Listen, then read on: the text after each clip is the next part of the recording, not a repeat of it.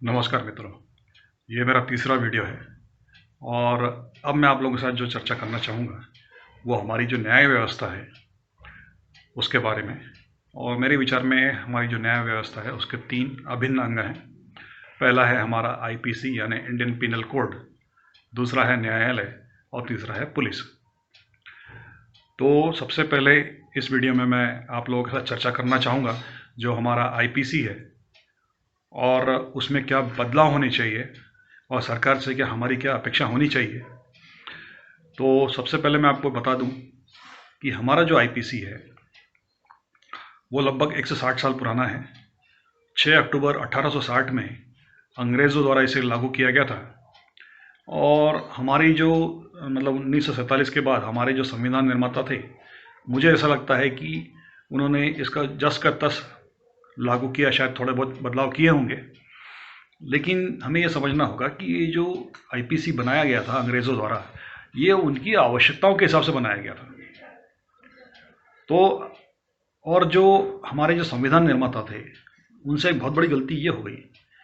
अब चूंकि वो लोग देशभक्त थे, आदर्शवादी थे, उनसे बड़ी गलती ये हो गई कि उन्होंने हर भारतीय को अपने जैसा समझ लिया। और मैंने सुना है, मुझे पक्का पता नहीं, कि जब हमारे संविधान निर्माता आईपीसी पर चर्चा कर रहे थे तो सबका ये मानना था कि भले ही 99 अपराधी छूट जाएं, एक निरपराध को सजा नहीं होनी चाहिए। तो इसके चलते हमारा जो आईपीसी है वो अपराधियों को बचने के बहुत ज़्यादा अवसर दे देता है, जिसके कारण हमारा जो आईपीसी है बहुत ज़्यादा अव्यवहारिक हो गया है। इतना ज़्यादा लचीला है कि जो सक्षम लोग हैं, जो आदतन अपराधी हैं, वो अच्छी तरह जानते हैं इसकी कमियाँ, और इन कमियों का फ़ायदा उठा के वो साफ बच निकलते हैं। और विशेषकर जो सफ़ेद पोश अपराधी हैं, बड़े बड़े अपराधी हैं, वो इन जो खामियां हैं उनका भरपूर फ़ायदा आराम से उठा लेते हैं। और दूसरी बात यह है कि जो अपराधियों की मानसिकता, अपराध करने के तरीके हमारी स्वतंत्रता के बाद से बहुत बदल गए हैं। और आज के समय में हमारा जो आईपीसी है वो सब इन चुनौतियों से का सामना करने के लायक नहीं है। हमारा जो आईपीसी है वो बिल्कुल लकवाग्रस्त है। हमारा आईपीसी जो सामान्य व्यक्ति है, जो कानून में विश्वास रखता है, कानून का पालन करने में विश्वास करता है, उनको सुरक्षा की भावना देने में बिल्कुल भी अक्षम साबित हुआ है। तो ऐसे में अब बिल्कुल सही समय है, अब हम और ज़्यादा सहन नहीं कर सकते। तो हमें सरकार से मांग करनी चाहिए कि आईपीसी में तुरंत बदलाव किया जाना चाहिए।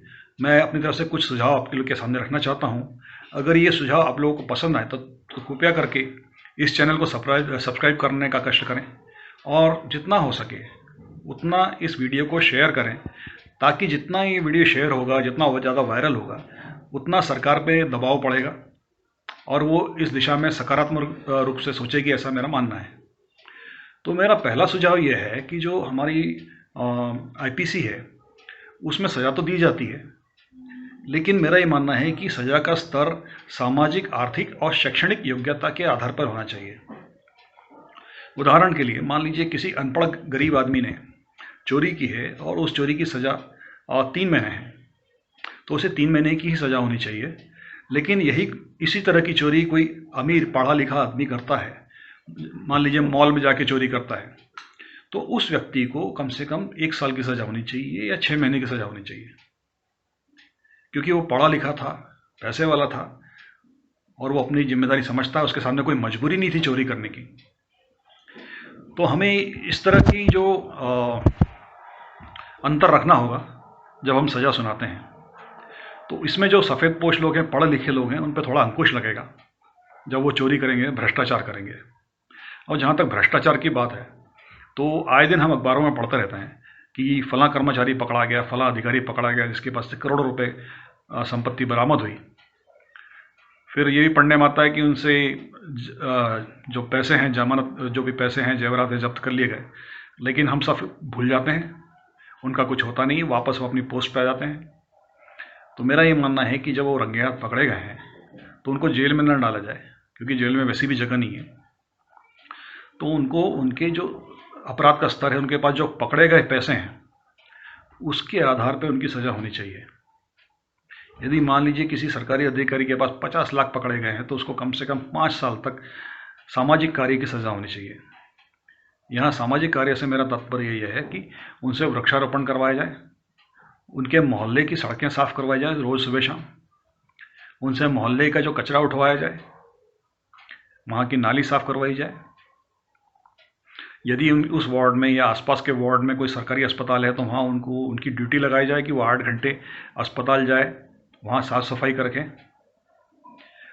जब हम ये सज़ा देना शुरू करेंगे तो ये सफ़ेदपोश अपराधी जो है ना, तब ये इस सज़ा आईपीसी और हमारी जो न्याय व्यवस्था को गंभीरता से लेना शुरू करेंगे। तो ये तो हो गया हमारी जो सज़ा का स्तर है उसको अलग अलग रखने का। दूसरा है जिसके कारण हमारे जो सामान्य लोग परेशान रहते हैं, वो है आदतन अपराधियों से। आदतन अपराधी मतलब जो जेब कतरे हैं, छोटी मोटी चोरी करने वाले, वाहन चोर हैं। तो ये लोग जो हैं, इनके कारण सामान्य जनता या छेड़छाड़ करने वाले लोग जो लड़कियों को देख के छेड़खानी करते हैं, तो ऐसे लोगों को जो सज़ा है उनको हर अपराध के बाद सज़ा दुगनी हो जानी चाहिए।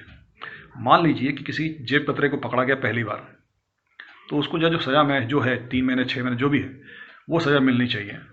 अगली बार मान लीजिए वो चोरी करते हुए पकड़ा जाता है, तो जो सामान्य सज़ा है चोरी की उसका दुगना उसको सज़ा होनी चाहिए। अगली बार वो छेड़खानी करते हुए पकड़ा जाए तो उसको 3 गुनी सज़ा होनी चाहिए। ये नहीं कि उसको हर सज़ा के लिए जो बनाई गई है सज़ा का जो अवधि दी गई है उतनी सज़ा, ऐसा नहीं।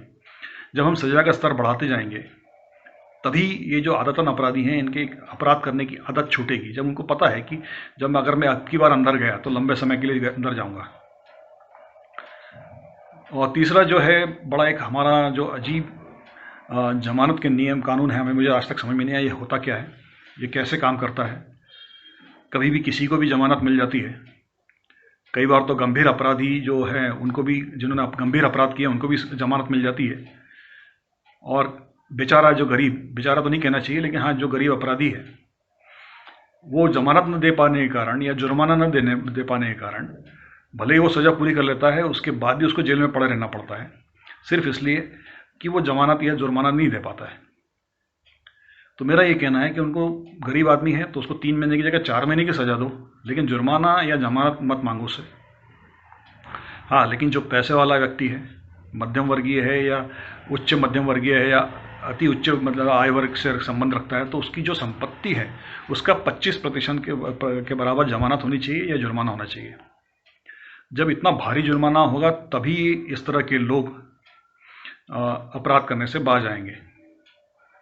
तीसरा, और उसके बाद जो है एक होता हमारे यहाँ जो देश में बड़ा है यूनिक कल्चर है जिसके लिए हमें पुरस्कार मिलना चाहिए, वो है वीआईपी जेल का, वीआईपी कैदी का।